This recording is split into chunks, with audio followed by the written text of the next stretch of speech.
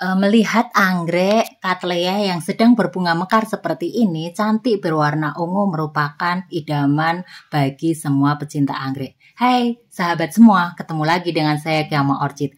Di video kali ini saya akan mengulas tentang bagaimana agar anggrek Cattleya dapat berbunga dengan cantik serempak seperti ini, seperti anggrek Cattleya punya saya. Anggrek ini rimbun dan banyak sekali bulbnya, sehingga pada waktu cuacanya cocok seperti ini, tentu saja anggrek ini akan berbunga dengan cantik seperti ini. Pada waktu saya memiliki anggrek ini, awalnya saya pikir anggrek ini merupakan Cattleya mantini.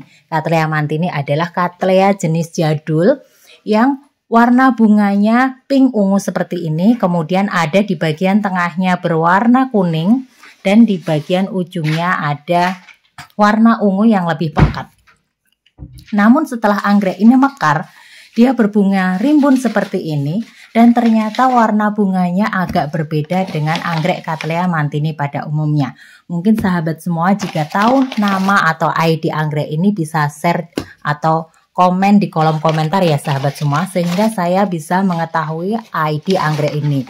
Atau memang ini merupakan salah satu jenis anggrek Cattleya mantini yang mungkin mutasi sehingga warnanya sedikit berubah. Anggrek Cattleya mantini ini memang saya memiliki sudah beberapa saat.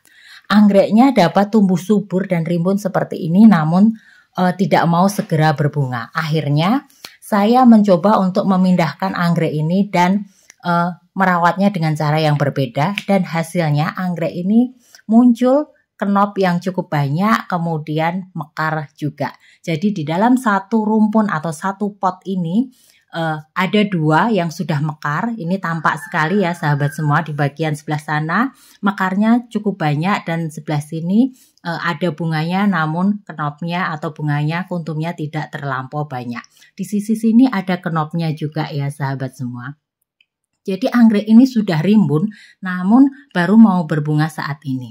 Nah, caranya yang saya lakukan agar anggrek ini berhasil menjadi berbunga adalah yang pertama, saya pindahkan letak anggreknya. Awalnya anggreknya saya taruh di bawah paranet. Kemudian ini anggreknya saya pindah di teras, sehingga di teras tanpa tertutup paranet. Sehingga logikanya anggreknya mendapatkan sinar matahari yang lebih banyak dan sirkulasi udaranya juga lebih banyak.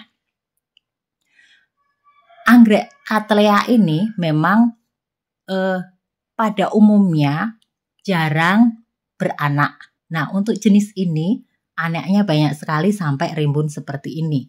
Dan ternyata setelah dipindahkan menjadi rajin berbunga.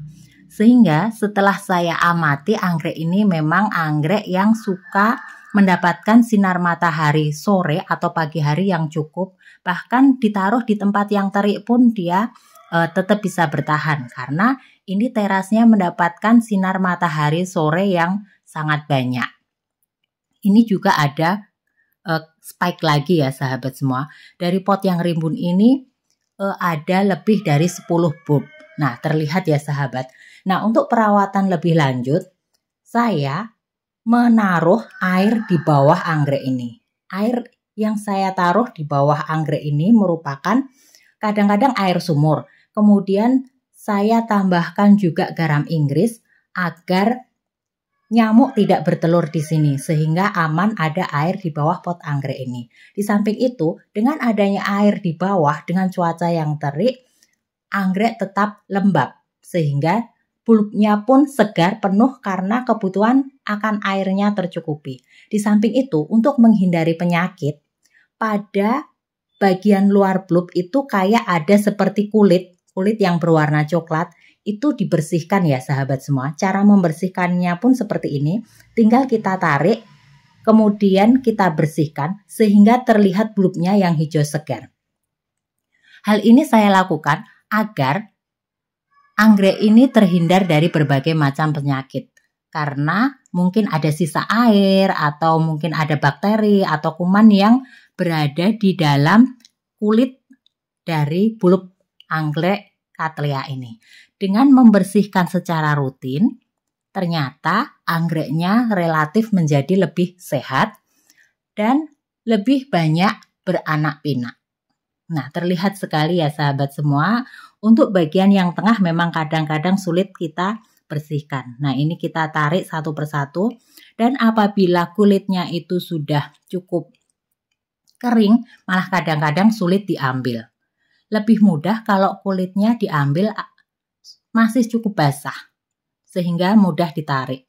Seperti ini ya sahabat semua, cara menariknya pun seperti ini. Apabila masih sulit ditarik, bisa digunting.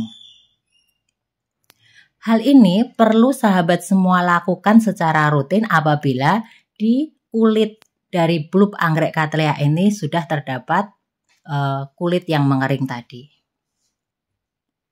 Nah, ini untuk kondisi dari pot anggrek Cattleya. Kemudian kita juga perlu membersihkan jika di dalam pot ada rumput, langsung kita ambil karena rumput-rumput itu akan berebut nutrisi dengan anggrek.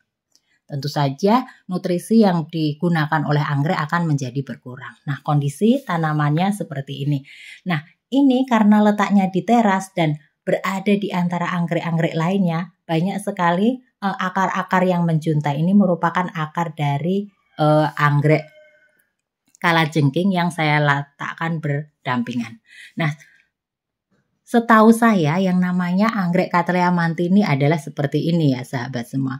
Dan saya kira anggrek saya yang satunya tadi itu bakal berbunga seperti ini. Namun ternyata setelah berbunga, warna bunganya itu berbeda. Mungkin sahabat semua tahu apakah itu merupakan anggrek Cattleya mantini yang sudah mutasi atau memang jenis lain. Jika sahabat semua tahu ID-nya, mohon komen di kolom komentar ya sahabat semua, sehingga nanti anggreknya akan saya beri nama, saya beri ID atau KTP sehingga nanti ke depannya lebih mudah dalam mengklasifikasikan anggrek-anggrek ini. Nah, dari jenis anggrek Cattleya ini pun kalau kita lihat bunganya lebih terlihat tidak mengumpul seperti anggrek yang tadi ya sahabat semua. Jadi lebih mekar, kemudian knopnya pun juga tangkainya lebih panjang sehingga pada waktu mekar bersamaan bentuknya menjadi seperti ini. Dan ini pada bagian tengahnya kuningnya itu terlihat jelas, kemudian pada bagian lidahnya juga terlihat ungunya jelas. Memang agak berbeda ya sahabat semua. Nah, anggrek Cattleya mantini ini merupakan anggrek jadul yang banyak ditanam di pohon-pohon seperti ini. Dan anggrek ini membutuhkan nutrisi yang banyak. Sangat cocok apabila ditaruh dengan sirkulasi udara yang cukup, sinar matahari yang cukup.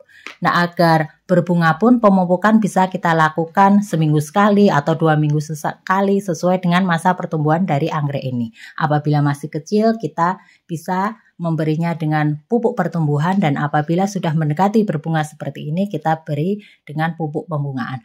Nah, apabila kita bandingkan bentuk bunganya dan warna bunganya berbeda sekali ya sahabat semua antara anggrek Cattleya mantini yang di tengah video tadi dengan yang ini, di awal video dengan yang ini. Namun anggrek ini ternyata malah kalau dilihat-lihat sangat cantik sekali ya sahabat semua. Apakah sahabat semua sepakat dengan pendapat saya? Nah, ini bunganya, bentuk kelopaknya itu lebih lembut, kalau yang tadi itu seperti lebih kaku. Dan ini juga lebih rimbun, tangkai kuntum bunganya juga lebih pendek.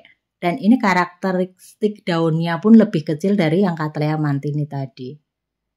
Nah sahabat semua, itu beberapa cara yang saya lakukan agar anggrek Cattleya yang lama tidak mau berbunga, kemudian saya pindahkan di tempat yang lebih panas, kemudian saya bersihkan kulitnya, ternyata menghasilkan anggrek ini mau berbunga, bahkan dalam 1 kali masa berbunga banyak sekali kenop dan banyak bunganya, banyak kuntumnya seperti ini. Nah sahabat semua, jika ada masukan terkait video ini, saya tunggu ya. Sekian dulu. Assalamualaikum warahmatullahi wabarakatuh.